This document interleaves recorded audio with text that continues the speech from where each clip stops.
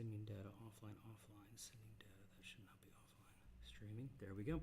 All right. I think if you are on our website, you're already seeing us streaming, and on YouTube it is online, and on my page we are now online. Hi, this is Pastor David with Officer Jeremy Bell of the Belvidere Police Department.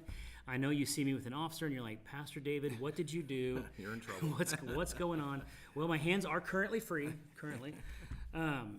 but we have had a lot of things going on, not just in our church, but in our community, even in my own family. I have had to help people who have been taken advantage of online. They have been scammed. They have been frauded. And I talked to Jeremy last week about Officer Bell, or 2 weeks ago, about doing this with me. He is what is your official title there? I'm the community policing coordinator for the city of Belvidere. Yes. So if one of you gets in trouble, and I don't necessarily want you arrested yet, I might call him first and be like, hey, this is what's going on. You know, how close are they? Like on a scale of 1 to 10. No, but he helps with public relations, helps with our food pantry sometimes. You kind of describe your job? It's a lot of community interaction, whether it's through businesses or, like you said, the different food pantries throughout the county.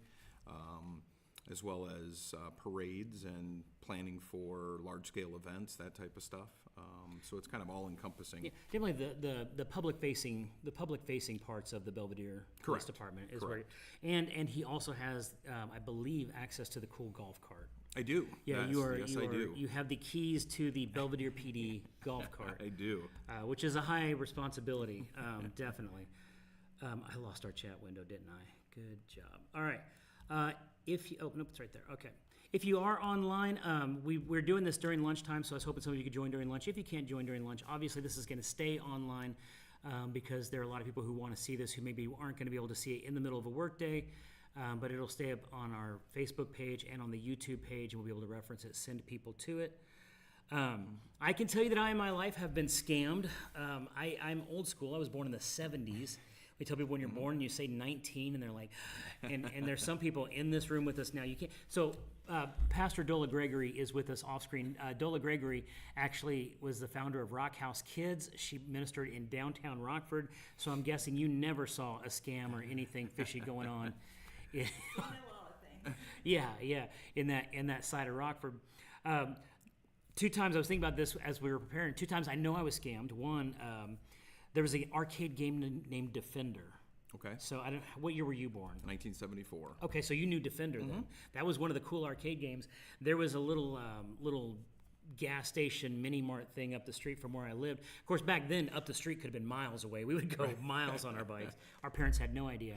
And on that game, you'd put in a quarter, and then if you died, you had 3 lives, then you died, and there was another quarter, which was big money for me at 10 or 11 or wherever I was at.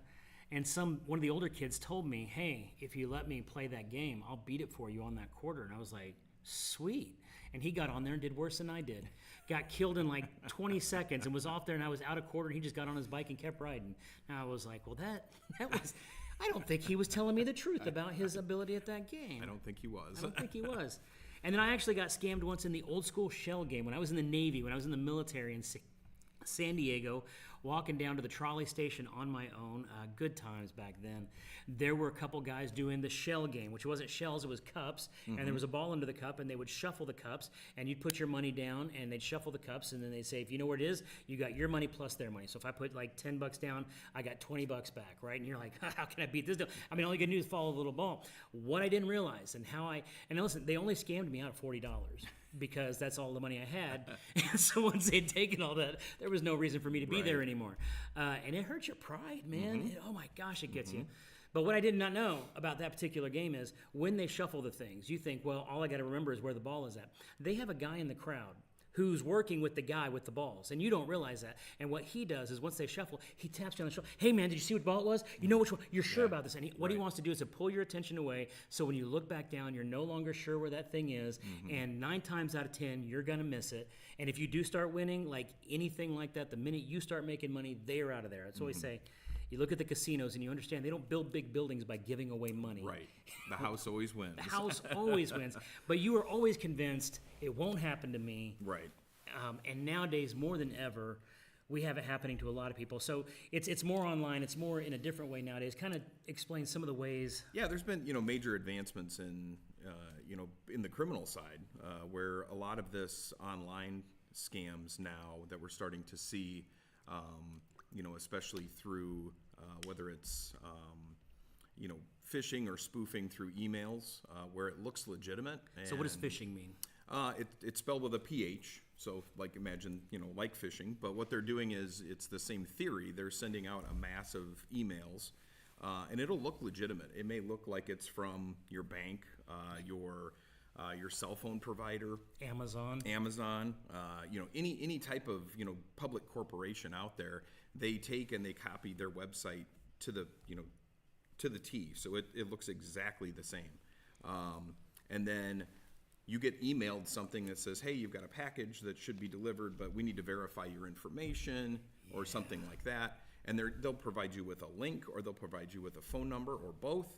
And what they're looking for is they're looking for you to actually activate or click that hyperlink or that little underlined, underscored link in the email. And once you do that, then that's when they can do a couple different things. They either get in contact with you directly, or they can through a back door install malware onto your computer, and basically kind of like a virus or even ransomware. Yeah, and malware used to be the big. That was when I used to be worried about viruses and stuff like that. But what I found nowadays, the big money actually comes from making the personal connection with the person. It does. It does. Let me tell. Someone at our church actually posted this, and I had to tell them twice. And they put a post on their Facebook. And it was a picture of like a police scene, like lights or ambulance, something like looks like an accident scene. And it said, "I can't believe this person is gone. It's too soon." Right? Like it was like, I know. And you think, and they sent it directly to my inbox. So somebody from my church, and it came to my inbox, and all their friends got it in their Facebook inbox. And you're like, well, who died? Click. Right. As soon as you activate that, then that's the link. That's the thing. Right. Yeah. That one was for a pastor. That's I mean, listen. That's one of the important things I got to know. Right. What happened? You're right. And the widespread reach that they can get, especially if they can get into whether it's school emails, university emails are big ones. Because if they can get into one, then what they can do is they can mass email everyone within that system. Same with large corporations, that type of thing. And then all you need is one person within that company or that university program to click on that link, and then all of a sudden everything's compromised. So it can be pretty scary. Yeah, and the more official, the more likely you are to believe it. Exactly. Right. Exactly. So they want to use a big name that you're gonna buy into. Correct. So what kind? So why would they contact you personally? And when they contact you personally, what does that sound like? What are some things? So like let's take the email one. Let's take the email ones. If you get an email from somebody you don't know, right? I always say, I don't understand this. My phone says scam likely, right? Or it says a number I don't recognize. Sure. I don't answer it. Right. I'm just like, okay, I won't answer that. They'll leave a voicemail if it's important. Yeah. Or you know what I'll do? I'll text them. Hey, I'm busy right now. Can you text me? They never text. Correct. Because I think they're on the little mass systems where they're just going through. Because I think one thing for people to remember: one, criminals are very smart and very lazy, generally speaking. I joke because in prison it's the dumb ones that got caught. But the ones, they're very smart, very lazy. They're trying to get something for nothing, and they're playing the numbers, meaning. They don't think everybody's going to click this link. Right. They don't think everybody's going to fall for it. But if they send out 100,000 of these and only 1% comes back, that's 1,000 people now that they're able to take advantage of. One time, I literally had our church credit card number used at a gas station here in town on a Sunday morning while I was preaching. I was like, I'm pretty sure I wasn't at Speedway. And that goes into a whole nother line of where it's the physical. Scanning of the credit card, and that's, like whether we've had compromised gas pumps where when you scanned your credit card at the gas pump, it would take and record your credit card information. And we've had that in Belvidere. We have. Yeah.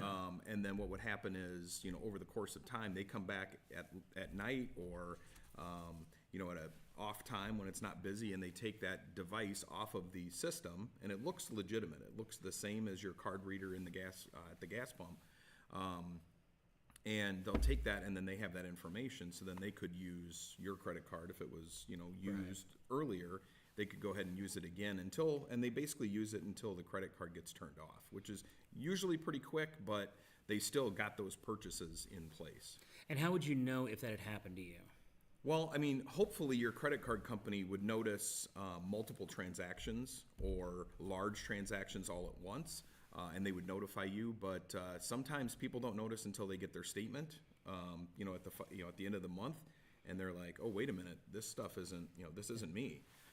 My wife knows if I've spent too much at Chipotle. She's like, "Hey, I checked the account. Right, Did you right. get the sour cream and the guacamole? Yeah, What yeah. is going on here?" Right? Can I ask a Yes. question? Yeah. So, is there any way to tell that that's a scam machine you're putting your card in? Because we put our card in everything. We do. A lot of times I've told people, it's better to use the chip or the RF, like the RFI signal that's in your credit card, to where you can tap it instead of having to physically place your card into the machine. But most of the time, those are molded to look exactly the same. So if you actually take your hand and actually try and move the credit card reader before you make your transaction, and it moves around or you can pull it off, that's a problem. Yeah, that actually is, when I go to a gas station now, I actually do always shake it a little bit before I put my card in there. I just reach up and shake that thing because you're right. If it is, Another thing to look at is there should be a seal on every gas station pump that's from the Department of Agriculture, and what that is I they noticed come this. out. I didn't know those. They come out once a year and they inspect to make sure that the gas pumps are pumping the amount of gas that they say they are. And so with that these you're not prices, getting I hope cheated. so. Right. Yeah.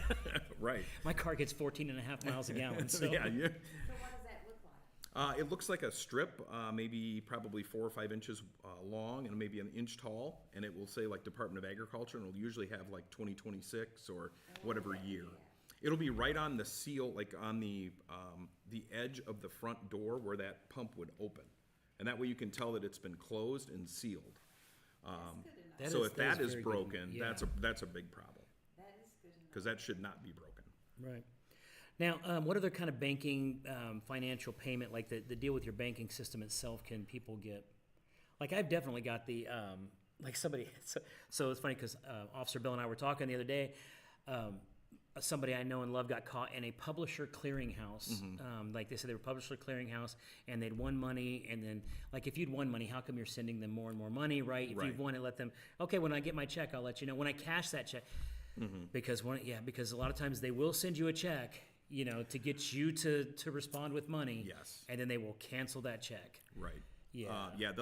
They can send you. We used to have that. I haven't seen that so much in the past maybe 12 months or so. But before that, we did see a lot where people would receive a check in the mail, and it'd be a large sum, and they would reach out to them and they would say, "Hey, because normally you get this check, it would have some information in it, like, hey, contact us."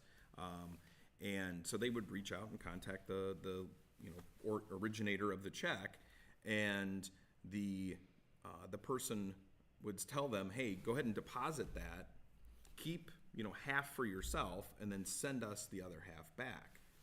And so they would deposit it, and then they would take money out as long as they could cover it in their account, and they would Western Union or wire it to this person, and then they'd have to wait the 2 or 3 days for that check to clear, and then they would find out that the check was either stolen or fraudulent, and then now their account is out the money they took out to send to the person.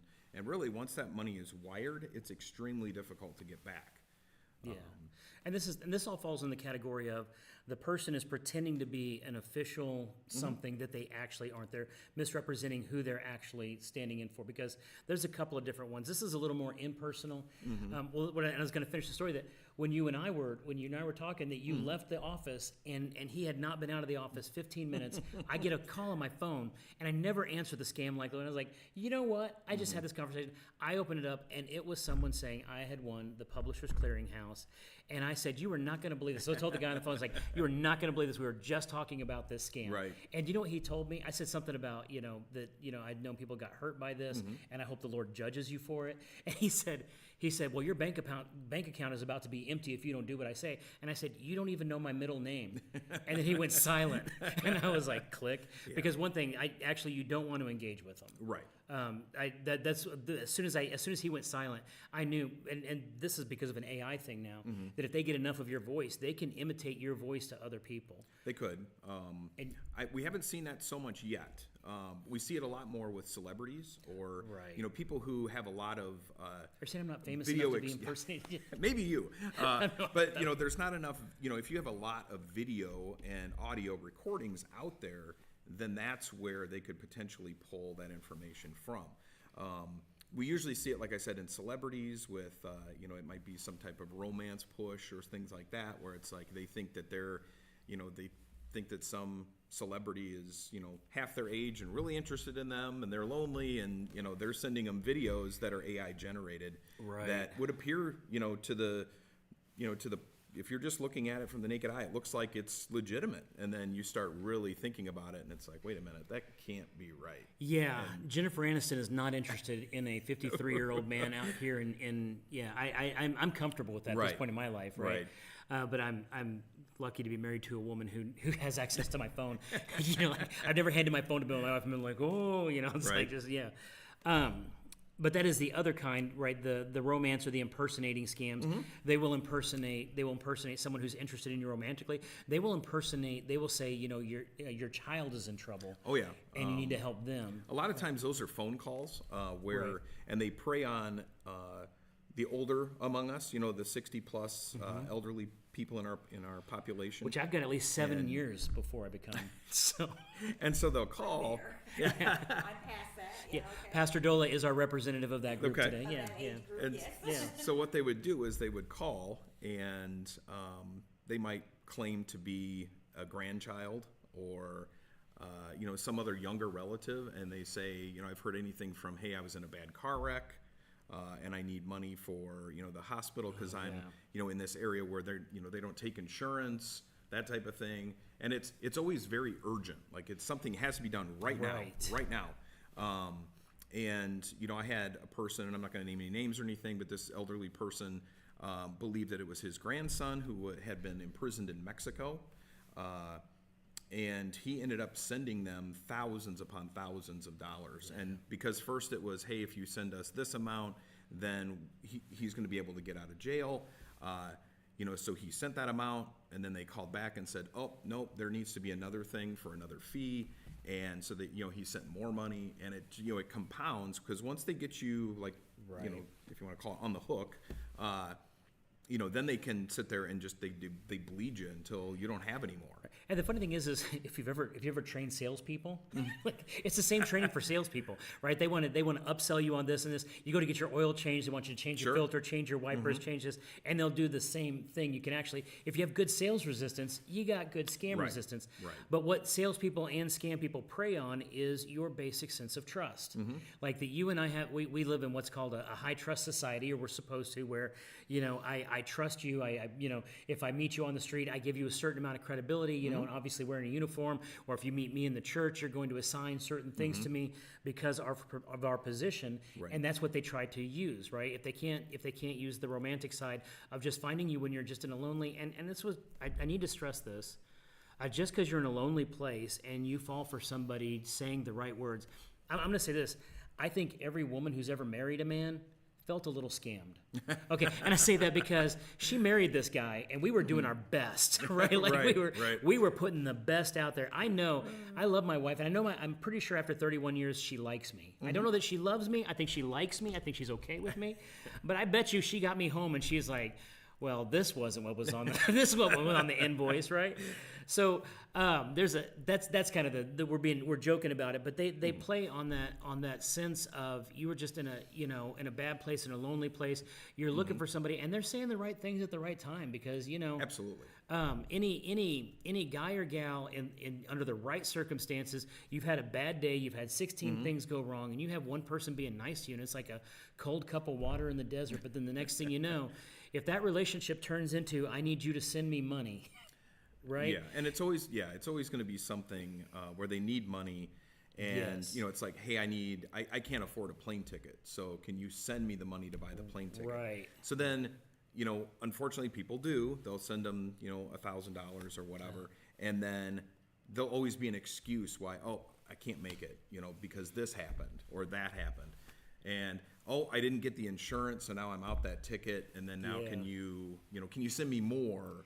My passport was it's declined more because I'm on of- a terrorist watch list. Right, Little right. things that you should pick up on. Those are more of a long-term scam. Yeah. And where, it's months or even years where those people are interacting. And, I've seen people that they still think that they are in love with this person. And I'm like, have you ever met them in person? If I haven't done And- this, if I can't put my hand on your Right. shoulder, make physical contact with you, like after that, if you tell me you have a need as a pastor, we do benevolence here, right? Sure. But I always joke. This is my joke. Never answer the church phone on a Saturday. Because they've been doing this to churches for years, and what they'll do is they'll go church to church to church to church to church. Hey, I need this. Hey, I need this. Hey, I need this. Because one of these pastors, one of our bleeding hearts, and you're going to give us a story. I want to help you, right? Sure. I'm a pastor. I always joke about that about the pantry. I didn't become a pastor to not feed people, right? Right, Like, come on. right. And I remember one guy, it was always my favorite because it was just one of those times, it's like, never answer the church phone on a Saturday. And it rings, it's like, all right, let's see what's going on. And he's a guy who's in Florida who needs a bus ticket back to Belvidere. Now, he knows our church, so he knows where we're at. I have family in Belvidere. I need to get back to them. I need a bus ticket back to Belvidere. And I'm like, well, where are you at? And he's like, I'm in this part. It's like, well, where's the station? I will call and buy that ticket, Right. and you can go pick that ticket up at the counter. And he's like, well, and then, right, and all of a sudden, he really wants to get down to, I just need you to wire me directly money. Right. And I'm like, listen, just as a pastor, wiring church money across state lines without that just doesn't Has ring a well with me. bad Yeah. look to it. Yeah. I don't think my board's going to be real crazy Right. about that when they see it. So I did say, I will buy you the thing you need, right? And you can go pick it up, right? Sure. Like, you want a care package? I'll send you cookies, but of course that's not what they want because they want to get you in the habit. And understand too, the manipulation comes when it's always, when they express the need, they're never like, I need you to pay for this. It's, well, I'd love to, but I'm struggling right now because right now I got this bill and I got that bill and things are going wrong and my dog's only got 3 legs and my, my car got wrecked, and I always say this because people, as a pastor, they ask you for money. They always have a story, right? I'll be honest. In my heart, I determine when somebody comes up to me, because I go to the bad side of town to minister, and I determine in my heart how much I'm going to give them. Sure. But they still have the story. And the story is always everything happened to them. It was never their fault. They're just in the situation because, I lost my job because everybody was mean to me at my job. And then, I lost my family because everybody was mean to me and my family. And I lost my car because the salesman sold me a bad car. And da-da-da-da. Nothing was ever anything they did. It's just Right. sad circumstances. It tugs at your heart. And then you're like, well, I would love to help you. Yeah. Because that's why the Bible, this is the biblical part of this. Why the Bible says to be as wise as serpents, as gentle as doves. And I don't know why, because women, I'll pick on women a little bit because they'll say, women have too much intuition. And I'm like, there's too many single moms to know that they got that much intuition, right? Because you made a mistake somewhere. I'm not bashing on single moms. We love you and we love having you here. But guys can say some stuff. I know that there are girls who are the smartest girl you ever met, and she is an idiot for one guy. There's one guy that and so understand that these people are professionals at doing that narcissistic type behavior. I know Dola is a mental health coach, and we've talked about narcissistic behavior. These are people that really flood to this kind of thing because narcissists do this thing called love bombing, where they just throw all of the good in my heart. It's just huge, but it's a manipulation because they're trying to make you feel good about how you make them feel. Yeah. But then at some point, they're going to use all that emotion and turn it into the scam part. Yeah. And in this particular type of thing, it's going to be a money. It's going to be, and that's why if you could just pay my gas bill, if you could just right. make my car payment, I'd love to see you. But my car's broke down. If you could send me $40 for brakes, well, now it's out of gas. I need $50 for gas. Well, I tried to went out there and start it. Now the battery's dead. Right. And again, they as long as you give them money, as long as that well doesn't run dry, as long as they're not cut off. Right. And I'll be honest, if there's anybody I'm in a relationship with that only likes me because I'm giving them money, there's a real problem. Right. That's an issue. Right. That's a flag. Right. What are some other red flags? Like if you're in an online conversation with somebody, what are some things people can look for to say, oh, this might not be this probably isn't legit. If it sounds too good to be true is one of the biggest things that I think is out there. It's usually whether it's online shopping scams or whether it's any of these other ones that we kind of talk about. It's always going to be something that sounds just so good, and you're like, oh my gosh, like how can I can buy this item and it's half the price of what I've seen it at the stores, And, it's kind of like you're buying it off the back of a truck where, somebody claimed to have, acquired it somewhere. I'm not going to say that ever in my military life that we didn't buy something off the back of a truck. Right? But, so it's very difficult. And I think you always have to think about, like, kind of taking the whole picture as opposed to getting wrapped up in, oh, I want this item or I want this thing so bad that, you lose sight of everything that's out there. You lose sight of all the picture, and then you get sucked into this, and then, the next thing you know, you're standing at Walmart at Western Union wiring thousands of dollars to somebody. Can I tell you, I know somebody that just got scammed and did not have the money to send the scammer, so the scammer convinced them to take out loans and send them the money for that. And now that person, once that well one's dried, they're out, and that person is just sitting there. And that's why I started on this. I want to go back to it. Never let the shame of what happened to you stop you from getting help. Oh, absolutely. Because I think that is also something they definitely prey on. Right. And one of the things, that when I looked, kind of some information, I just wanted to look up more recent statistics, but actually they say that like only 20 to 21% of frauds are actually reported. Yeah. And I mean, it's, because people feel shame, they feel embarrassed that, they went to this full extent and, they lost all this money, and now all of a sudden they're trying to explain this to their family or friends, and, it's like, I don't want to explain that, Yeah, so I'll just keep you don't want to look like the guy that fell for that. Like if you're a Right. guy, you were lonely, you were in a place. Listen, as a pastor who has to deal with all of the things that were targeted at guys today, shame has a purpose, but its purpose is not to isolate you. Right. You should have people that you can go to and talk about that. And also the reporting thing is important because people are like, well, they're not going to get the money back or they're not going to do anything about it. But it is important to report. It absolutely is. And yeah, go ahead. Is there a place that has a phone number that you can report this? I mean, So- when people go through this, they don't automatically go, oh, I need to call a fraud place and figure out all that. Right. I share the AARP magazine with my brother, and inside there they have the whole list of things. Right. So I've always kept that handy in case, but I know a lot of people who don't have any of that. Yeah, the primarily for internet fraud, the main source or the main reporting source is the FBI Internet Crime Complaint Center, and that's referred to as IC, or the letter I, the letter C, and the number 3.gov. And what that does is the FBI can take and they accumulate all of this information. And even if, they're not, the banks aren't able to get your money back, or you're not able to, all the information you can provide, whether it's phone numbers, internet profiles for whether it's Facebook or Snapchat or whatever platform they were on, all that information goes into this clearinghouse, and they can start comparing and saying, hey, we got this information from a person in Nevada. We got this information from a person in Florida. And then we got this from Pastor Dave in Illinois, and it says, And this is funny because I think a lot of people who are victims of crime run into this where they don't report the crime because they don't, because of all of the different things that are going to happen if I report it. But it's like the same thing when if I find a woman who's been sexually abused and she doesn't want to report the abuse, I'm like, if you don't, this person's going to continue on, right? Like if you don't say something, that behavior continues, and maybe it might be years before you see the fruit of this. It might be years before you see something happen with it. But the more people that report it, the more it comes on the radar of the authorities. The more they can do something about it, right? Because sometimes I know people always. They want you to act on incomplete information, and maybe like the first time you hear, that this is going on, you're like, well, that's too bad. But if it starts hitting your radar enough, there's a threshold where they're like, okay, we've got enough information to act on this. We need to do something about it. Right, absolutely. Unfortunately, from a local police department perspective, there's not, none of these people that are committing these scams are here in Belvidere or in Rockford or even in the state of Illinois. More than likely, they're not even in the country. So we run into real issues, like we could track it back and say, hey, it came, this online scam came from this IP address. Which is just more American jobs being taken overseas. I'm kidding.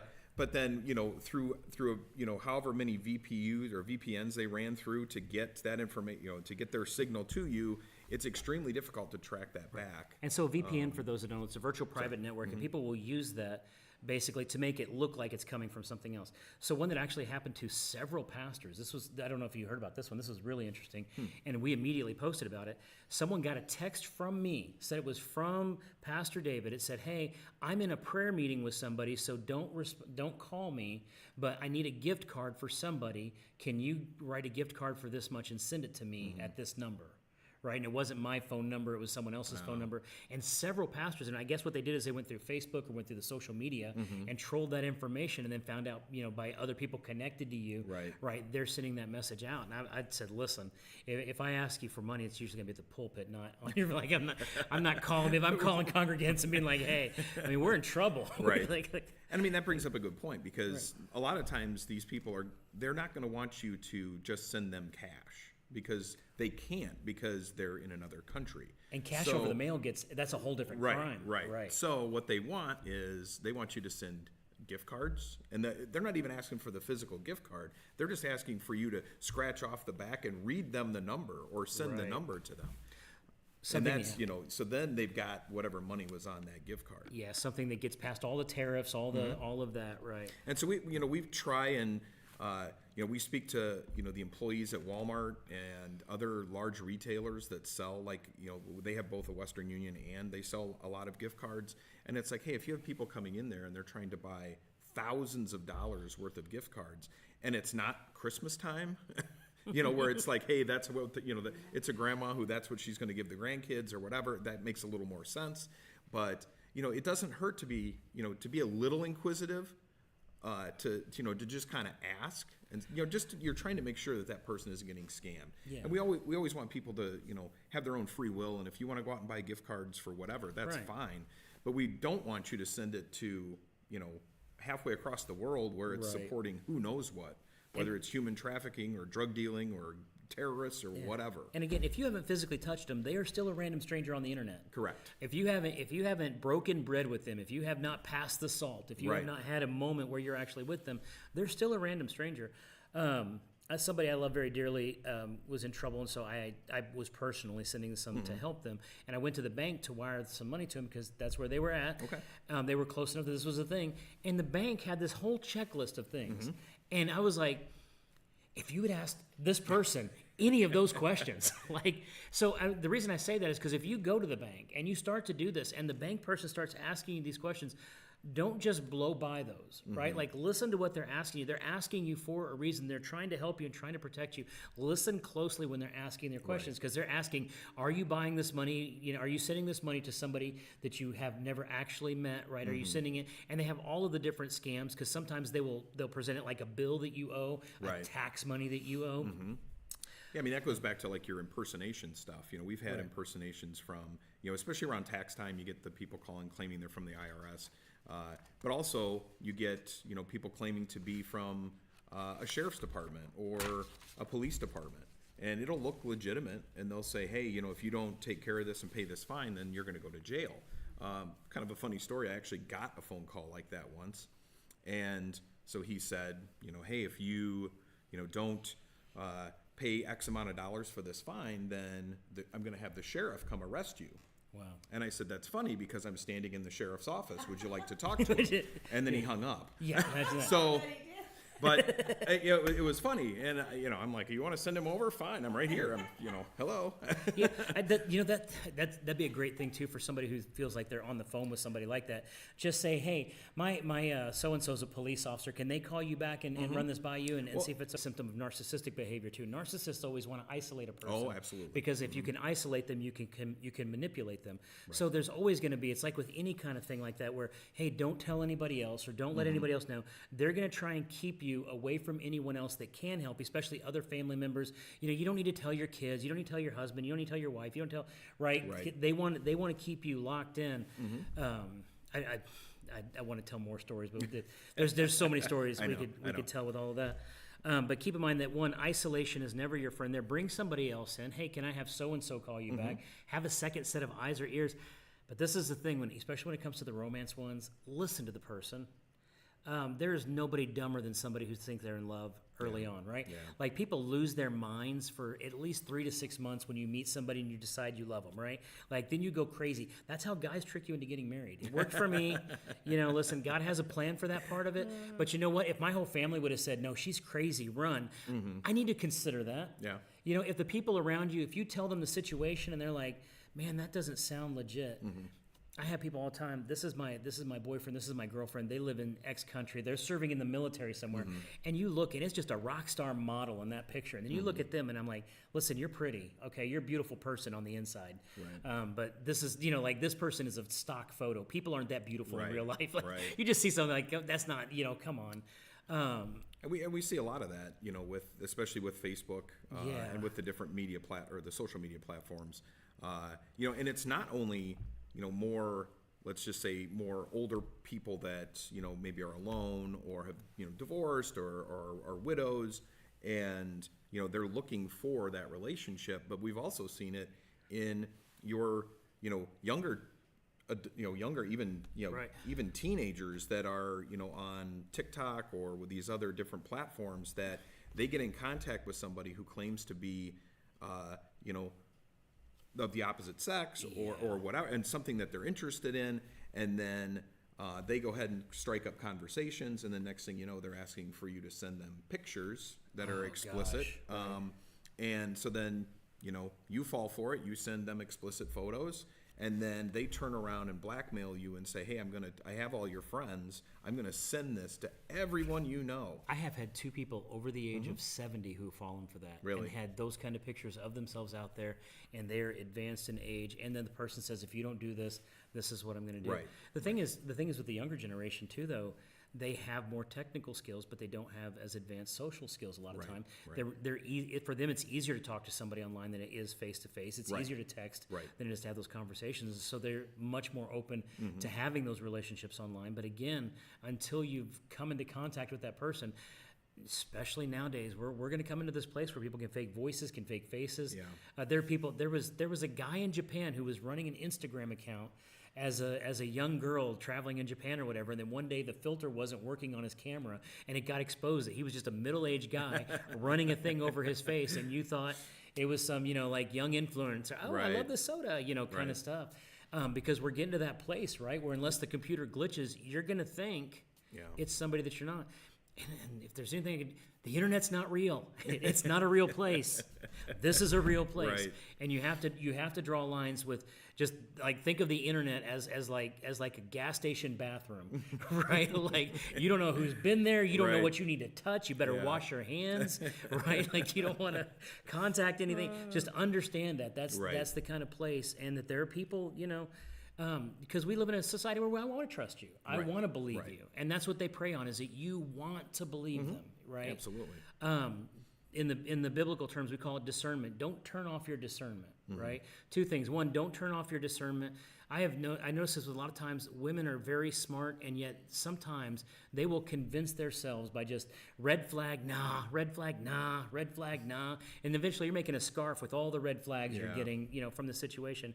And the other one is, and this is just a more subtle one, don't cast your pearls before swine. Jesus says, don't cast your pearls before swine, because they're just going to trample over. Not everybody deserves every part of you. There's something about us that we want to, we want to open ourselves up to people. We want to have that connection.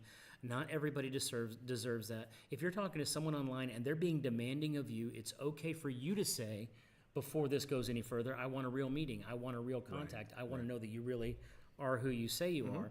Don't be afraid to do that, right? Because not everybody deserves that connection with you. Right. Right? And just make sure, if that's the route you go, then you're doing this at a safe place. You in mean a in the public McDonald's place, parking lot, right? Where Actually, there's Walmart, where people, all the cameras are, Yeah. right, I yeah. mean, take precautions and protect yourself. That's one of the biggest things. My wife's joke always was, never let them take you to a secondary location.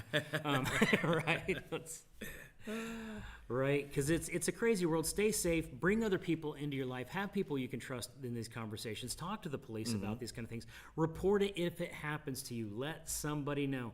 Call the police non-emergency line. They can direct you to the right resources. We have very helpful police officers here in Belvidere that would love to have that conversation and get you to the right place. These are the important things. Any other advice you want to give? Make sure people know. A couple different things, like if anything's going, and they're pushing you to, if you're in one of these Right. situations and they're pushing you to just go do this faster, that's a red flag. Yeah. If you can always verify information independently. That means either ending the phone call or ending the chat or whatever form of communication that you're having. And if I recommend that, there has been times where I've even had to tell people, because they run a computer in a chat and they had granted access of this person and they were basically using their computer, and I said, then pull the plug, unplug it, and force it off, or you can at least disconnect it from the internet. Yeah. Because that's the lifeline that they're using Right. to connect to that. Never, ever, ever pay with gift cards. No one ever. The IRS does not accept gift cards, ever. What? They do not. They won't take my Starbucks card? No, they will not. Oh, man. Another good thing is, like, you'll see, and it's kind of a pain, but two-step verification. So when you're setting up Yeah. accounts, two-step verified. So, if I'm logging in, that means I have to have my phone and I have to put in a different code, or it's going to send me a message saying I need to authorize that login. Mm-hmm. It's just an added layer of protection. And I got to say this one too. If you get a message saying, "Did you try to change your password?" and you did not try to change that password, go Right. change that password right now. Yep, that's a good idea. I got kicked off Twitter. I got kicked off. Listen, I tweet maybe once every 3 months, right? It's just not my primary platform. I've had that account since 2015, and about 2 months ago, I got a message saying, "You've successfully changed your Twitter password," and I was like, I didn't change my Twitter password. I go on there, someone has changed my profile picture to a different profile picture, and all my tweets are crypto scams. Right? Yep. So I immediately go in, hit the password reset, do a hard reset of the password, delete all of the offending posts, change everything back, and Twitter sent me a message the next day, "You've been banned for your activity." And I sent him a message like, I tried to catch it, but I right, didn't you could catch it see in there was time. less than 24 hours any of that was up. Right. I got on there, I did all that, and so now I am officially banned from Twitter. Right. I always thought if I got banned from Twitter, it'd be something cooler. Yeah. I didn't think it'd be that. But yeah, if you get a message saying you changed a password that you know you didn't change, get on there That's immediately. a red flag. Keep in mind too, don't give them personal info. Oh gosh, if someone posts a thing, hey, what's your favorite kid's middle name, or hey, da da da, Yeah. and they start asking you the Or- kind of questions your bank would ask you. Right. They're doing that so they can impersonate you at your bank. Or Don't. those questions, Yeah. the questions that they ask where it's like, you have 10 or 20 different questions, and it's like, what's your favorite color? What's your, It starts off with what was your first model of car, make and model? What was your, What city were you Yeah. born in? And That's a and big then if one. you go, if you look at that information and then you look at the information that they ask you for security questions, it's like, wait, they look Right. the same. Sam Powell wants to know what the stats for identity theft are. So I just did like 2024, and nationally, we look at, there was $12.5 billion worth of loss. Wow. In the United States. That's 2024. They have not released 2025 yet. That's a 25% increase from 2023. I was gonna say those numbers are trending And up.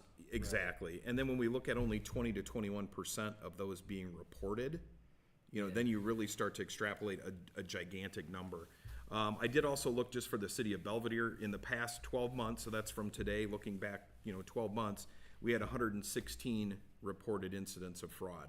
Now, some of those are, whether it's credit card, because the law kind of takes it, looks at it in a larger scope. But that's anything from internet scams and fraud to bad checks and like the misuse of credit cards and those types of things. So that kind of all encompasses that. But anytime that someone is using your money for something you didn't authorize. Absolutely. I had told you 30 to 45 minutes. We are at 48 minutes No. as of right now. So I That don't want went to take. fast. Yeah, it did. Well, it's good. It's good information. I also knew that's why I said when I looked at all the questions, like we're not going to be able to get through Right, and all it's of it's so intensive as far, because there's different avenues, whether it's personal scams, whether it's online scams, and those things. And I mean, we could sit here for hours Right. and talk about. And the thing I would tell you is that these people on the other end that are doing the scams, this is what they do day in and day out. So like, if you like to play golf and you go out and you practice 7 days a week, then you're going to be better and better and better, right? Yeah. These people sit here 7 days a week calling people over and over and over, getting them to give them money. So they've Yeah. gotten really good at it. Yeah, you know what? And they're practiced at it. So it was like the shell game, right? When going back to the original story of I played the shell game in San Diego, and because my thought was I can figure out where that I know I have the skills to do the Right. thing, and they're banking on me thinking that. Oh, right? yeah, absolutely. Because they've already planned for your plan because they've been through they've messed up a couple times on this, Sure. and they've perfected and they know how to get around your objections, Right. just like salespeople. they've got the sales pitch. They've got it down. They know the story. They'll massage everything to get you back to that place. The only thing you can do is to not play the game, Right. Because you think you're going to get in there. You ever like when you were in elementary school and one kid was really good at making fun of other kids, and then you tried to make fun of him, and he just came back with something right at you because that kid's practiced it. You don't heckle the comedian. They do this Right, all the time. right. The only way to win is to not play, and if you get caught in a place where they've already got you, let someone know. Especially, listen, if you're older, let one of your family members know so they can help you with that. Let your pastor know. Let the police know. Let somebody know. Because isolation is the enemy there. Absolutely. You want to get help. Yeah. And the people that love you are going to help you, and the people that don't love you aren't going to love you less because of it. Right. They're going to have the same opinion of you Yeah. anyway, right? And I mean, you So- can always call us. Absolutely. 24 hours a day, 7 days a week, we're here. So And just literally open your phone, say Google, call the Belvidere Police non-emergency line, and you'll get right to the operator, and they'll get you to the right place. Yep. Probably to you, actually. I think that's I don't know if it goes directly to me, but every time I say something, they're like, "Oh, that's Officer Bell," and I'm like, "All right, send me to his So, all right, any closing thoughts? just be careful out there. There's a lot of different stuff, and these are constantly evolving. They change, and Right. we're always trying to stay in tune with what's going on. But a lot of times, unless it's reported to us, we don't know what the latest scam is. So it's hard for us to know and give out more information to people and say, hey, watch out for this or watch out for that. Which again is why you're telling people is important, because that lets you It- know. it you guys know absolutely is. This is going around, so if somebody right. And I completely get it that it's embarrassing. It can be, worrisome, and I get that. But we're not going to judge you. We're here to do our job and to help get that person set up with whatever they need.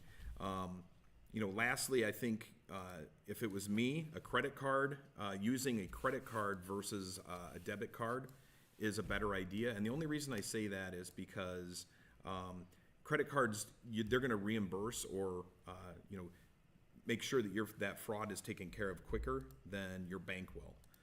The bank goes through a little bit more steps. If you're not worried about it, no big deal. But if you have a credit card, it's a little bit easier to deal with Visa or MasterCard than it is to deal with a local bank in getting that money right back to your account. And there are actual federal protections and things on your credit card that your debit card doesn't have. Correct. So using your credit card does definitely give you more protection. Mm-hmm. Never use a gift card because there's zero protection on a gift card. Right. Once that's Never purchased, it's use gone. Listen, unless you're putting in a birthday card for somebody who's been there for one of your birthdays and you've been there, Right. just don't do it. All right. All right. With that, thank you guys for joining in. We're going to leave this online so we can refer people to it and give them this information that's good. Officer Bell, I thank you so much for coming out here and having the conversation with us. I wore blue so we'd match. I didn't really. This was the clean shirt. And Pastor Dola, thank you for being here with us. Thank you for the good questions. If you guys have any more questions, if you send them to me, if you call into the non-emergency line, you can leave a message for Officer Bell, and him being the public face, he will help you out. I'll get back to you. Absolutely. So with that, like we say around here, be real.